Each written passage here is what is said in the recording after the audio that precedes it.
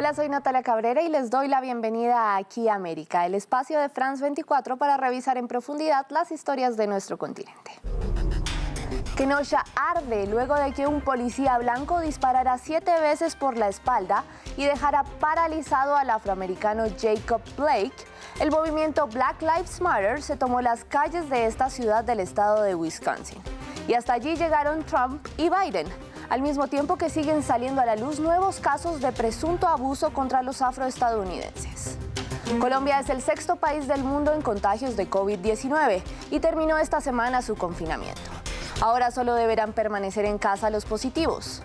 Aeropuertos, parques y restaurantes al aire libre vuelven a llenarse, mientras el personal médico advierte de las precarias condiciones en las que trabaja. Y San Francisco es conocida como la capital mundial LGBTI. A raíz de la pandemia, muchos de los negocios más icónicos para esta comunidad han tenido que cerrar sus puertas, pero otros se reinventan para evitar correr esa misma suerte, como un club de drag queens que ha creado un negocio de comida a domicilio, que incluye un show, pero respetando la distancia social. Y vamos de inmediato a Estados Unidos para nuestra historia principal. Y es que siguen y siguen apilándose los casos de presunto abuso policial con motivos raciales. Esta semana en Washington, un policía disparó y mató al afroamericano Dean Kay, de 18 años. En Los Ángeles, Dijon Kizzee murió cuando agentes intentaron detenerlo por una supuesta infracción de tránsito. Y en Nueva York se conoció el caso de Daniel Pruitt, ocurrido en marzo, que falleció después de que agentes de Rochester lo detuvieron y le presionaron la cabeza contra el pavimento. Todos estos hechos ocurren en pleno estallido por el caso de Jacob Blake, en Kenosha, que recibió 7 disparos de la policía y quedó paralizado de la cintura a los pies. Las cifras son preocupantes. Según la agencia de noticias EFE, desde la muerte de George Floyd en Minneapolis en mayo, se han registrado 387 agresiones, ya sea verbales o amenazando con un arma, de supremacistas blancos a integrantes del movimiento Black Lives Matter. 64 de estas han sido agresiones físicas y 9 veces estas agresiones resultaron en disparos, causando la muerte de 3 personas. Y 2 de esas muertes ocurrieron precisamente en Kenosha. Por la tensa situación, el presidente Donald Trump y el candidato demócrata Joe Biden visitaron la ciudad y dejaron un mensaje muy diferente. Mientras Biden llamó a la unidad y se reunió con la familia de Blake, Trump solo dio su apoyo a los comerciantes cuyos negocios fueron destruidos por los disturbios que se registran al margen de las protestas. Y esta diferencia ha sido evidente en toda la campaña. Veámoslo en el siguiente informe. La diferencia en la retórica no podría ser más evidente. Tenemos que sanar, tenemos que organizar las cosas, organizarnos, hablar de lo que debe hacerse y tratar de ver si hay un comienzo de mecanismo para unir a la gente. La ola de violencia y destrucción que hemos visto en las semanas y meses recientes ha ocurrido en ciudades exclusivamente controladas y dominadas por el partido de Joe Biden. Mientras uno habla de división, el otro llama a la unidad. Es la carrera a la Casa Blanca, con Donald Trump sacando su lema de ley y orden en cada oportunidad y empujando a los demócratas a ver más allá de sus estrategias iniciales de atacar al presidente por su manejo de la pandemia, con el telón de fondo de las protestas contra el racismo y el abuso policial, que en ocasiones terminan en violencia. Biden camina sobre una línea delgada, tratando de hacer equilibrio entre el apoyo incondicional de Trump a las fuerzas de seguridad y los llamados del ala más izquierdista de su propio partido, que piden una reforma policial profunda. Sin embargo, incluso el ex vicepresidente ha pedido una revisión policial. La mayoría de los policías son buenos. El hecho es que los malos tienen que ser identificados y procesados y salir. Punto. Ha sido cuidadoso en evitar tomar como propias las metas de Defund the Police para reasignar los fondos de la policía, algo que el movimiento Black Lives Matter apoya, al que Biden ha alabado. Sin embargo, las encuestas revelan que los estadounidenses siguen más preocupados por la pandemia del coronavirus que del crimen, lo que juega a favor de la estrategia demócrata, incluso cuando hablan de asuntos civiles. Saben que no pueden ignorar el asunto, incluso si no creen que al final el miedo de los estadounidenses al crimen y el apoyo a la policía van a ser asuntos clave cuando decidan por quién votar. Joe Biden aún cree que las preocupaciones de la salud, o específicamente de la pandemia del COVID, son los asuntos más importantes en las urnas. La pregunta continúa siendo si esos asuntos serán los importantes en los estados péndulo o bisagra, los que no tienen una tendencia demócrata o republicana clara, donde la verdadera batalla por la Casa Blanca se libra. El presidente de México, Andrés Manuel López Obrador, ofreció su segundo informe de gobierno. AMLO defendió las estrategias frente a la pandemia del COVID-19, cuando la nación tiene la mayor tasa de mortalidad por contagios, según la Universidad Johns Hopkins, 10.8. La nación azteca registra casi 70.000 muertos y ya superó los 600.000 contagios. Entre otros temas, el presidente aseguró haber ahorrado más de 25.800 millones de dólares gracias a la lucha contra la corrupción, en medio de la polémica por un video en el que se ve a su hermano Pío recibiendo dinero del que ahora es un funcionario de su gobierno. Este gobierno no será recordado por corrupto.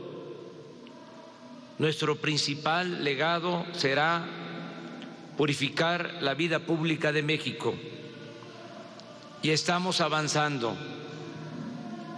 No hemos emprendido persecuciones facciosas ni venganzas políticas, pero tampoco encubrimos a nadie ni permitimos la impunidad. Ya se acabó la robadera de los de arriba, pero todavía falta desterrar por completo el bandidaje oficial. Y vamos a Venezuela para revisar otras noticias del continente que usted debería conocer esta semana. ¿Se desmorona la alianza opositora? El ex candidato presidencial Enrique Capriles Radonsky dijo que era necesario participar en las elecciones legislativas de diciembre, luego de que el presidente Nicolás Maduro otorgara un indulto a 110 personas, entre las que hay algunos de los denominados presos políticos, pero también delincuentes comunes, e invitara a la ONU y a la Unión Europea a observar los comicios. Los 15 partidos políticos que apoyan al presidente de la opositora Asamblea Nacional, Juan Guaidó, reconocido por más de 60 países como el mandatario legítimo venezolano, se mantienen de momento firmes y sin fisuras en su decisión de no asistir a esas elecciones.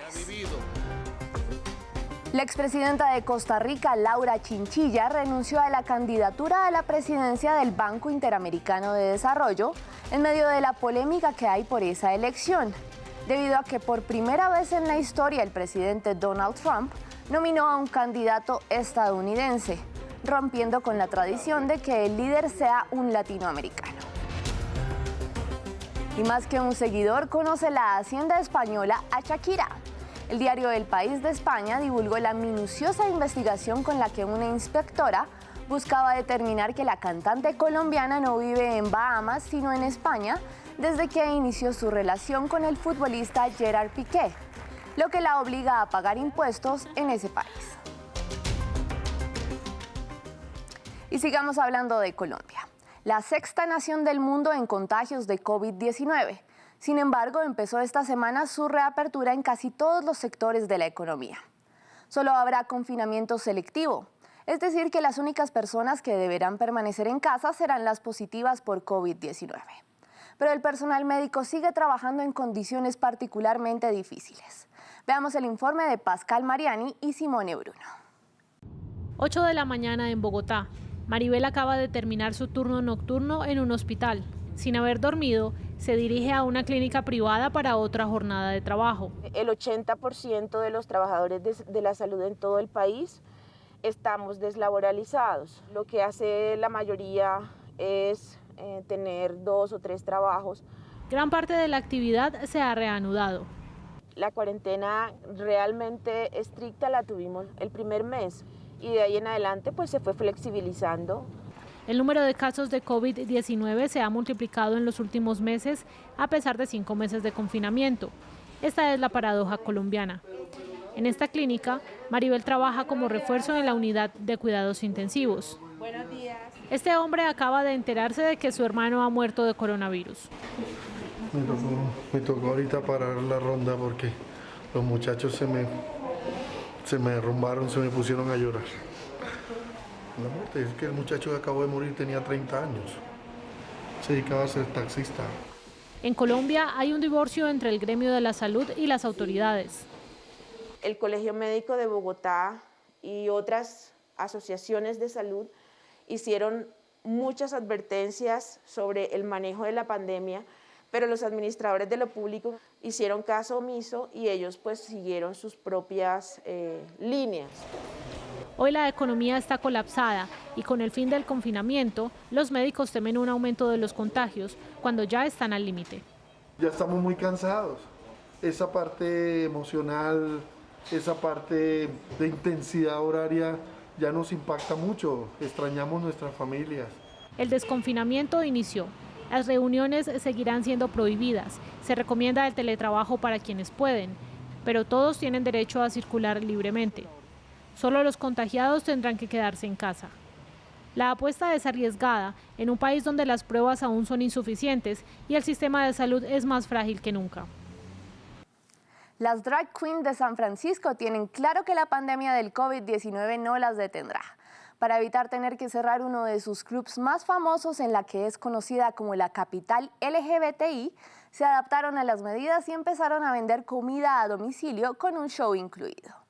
Aunque eso sí, respetando la distancia social. Nos cuenta nuestra corresponsal Susana Mendoza. Esta es Mora, una drag queen, y está ofreciendo un show a la clienta a la que acaba de traer la comida. Esto le ha dado una oportunidad a artistas gays aquí en San Francisco. Es una bendición. Estoy feliz de tener esta oportunidad. Es parte del espectáculo que ofrece Meals on Heels, o comidas sobre tacones, dentro del conocido club de drag queens Oasis. Estoy siendo una buena drag queen. Cuando vas al backstage a punto de salir a escena y se te rompe la cremallera o el DJ no tiene tus canciones, puedes elegir entre cancelarlo todo e irte a casa o agarrar cinta adhesiva, una canción que conoces, salir y vender el espectáculo. Eso es lo que hemos hecho, vender el espectáculo. La comida se prepara en restaurantes locales. Por ahora solo reparten los viernes con 3 drag queens, aunque piensan ampliar horarios.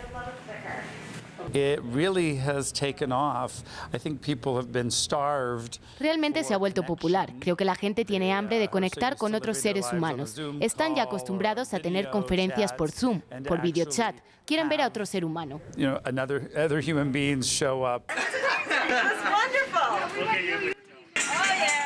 Amora improvisa con lo que encuentra en la calle y por un momento vuelve a encontrarse el aplauso del público. Con pandemia o sin pandemia, el show debe continuar.